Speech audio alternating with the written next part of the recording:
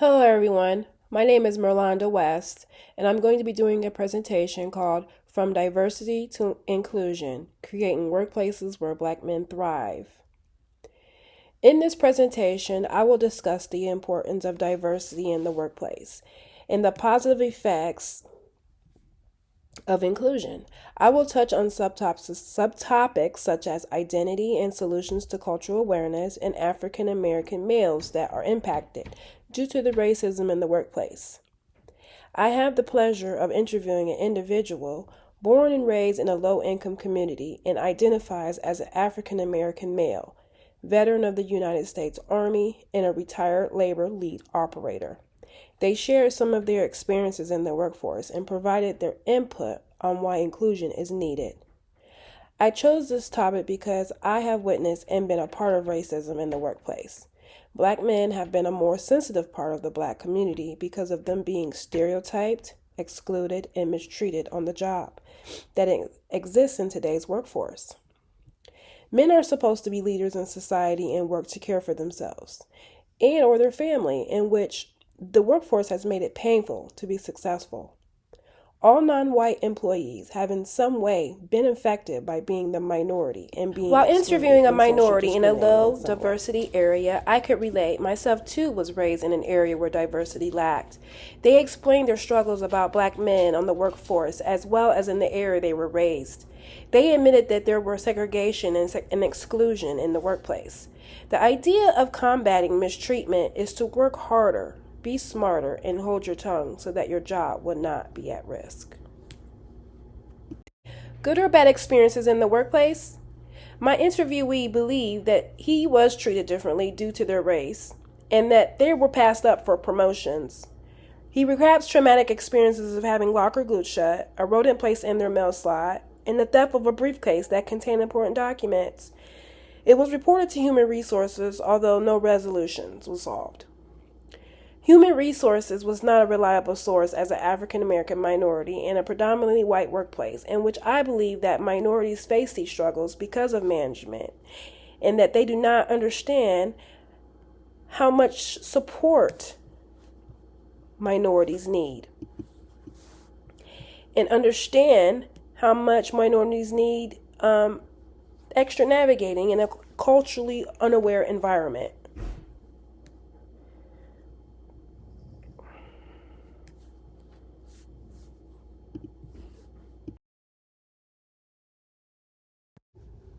While growing up in a two-parent household, whilst most of their peers did not, considers to have been lower middle class, disciplined, structured family, U.S. vet, industrial worker, production operator, his identity has been shaped by his culture, line of service, and his lived experiences. He has resilience and structure with discipline and responsibility. Racism and discrimination are significant factors in the lives of African American males. The perceptions of black males have toxic effects in the workplace, which has created the men of color to have avoidance and defiance. However, some use acceptance. White fear is what happens to black male supervisors being under constant surveillance, poor evaluations and biases with hardships and without promotions, and their responses depends on how those experiences have impacted their work life.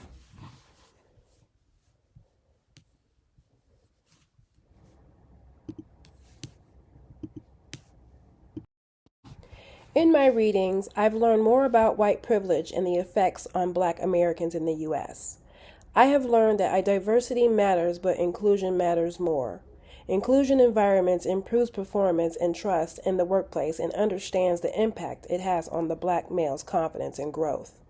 The need for equitable opportunities for minorities still exists, although there are some improvements.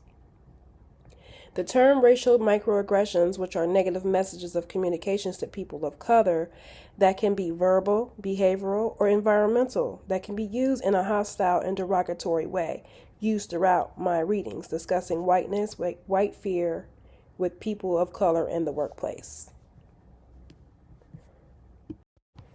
To conclude with this presentation, diversity and inclusion is needed in the workplace for everyone.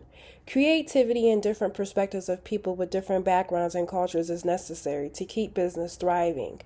Minorities such as Black American males are being racially discriminated against and excluded with stereotypes.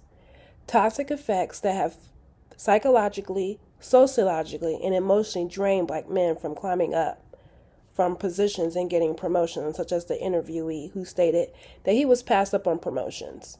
White fear impacts how Black men are perceived and treated.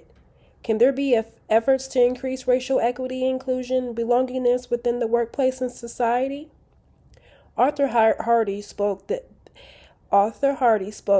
it is effectual and possible without addressing the deleterious effects of whiteness with 4 steps for shifting the racial paradigm: discussing race, engaging white leadership, chasm between ideas and practical realities, mentioning the GRAWP, the good racially aware Black person, and the GEM, good effective mainstream minority. Hardy 2024. Thank you for listening and reading my presentation. I will leave on a quote.